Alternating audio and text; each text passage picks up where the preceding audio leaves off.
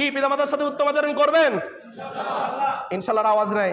পিতামাতার সাথে উত্তম আচরণ করবেন ইনশাআল্লাহ। আজকেই মাকে ফোন দিয়ে বলবেন, মা ছোট্টবেলায় যখন তোমার কোলে আমি ঘুমাইছিলাম মনে আছে?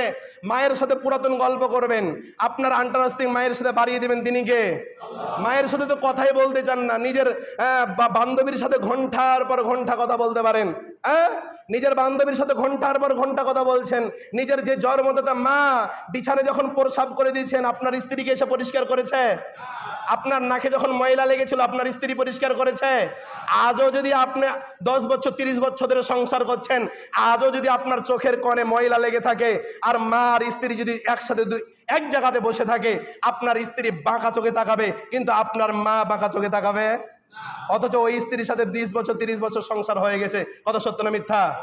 আপনার স্ত্রী বলবে নোংরা, ভালো না। কি না? নোংরা, তুমি ভালো না। কেন না? তোমার চোখের নিচে কি আছে?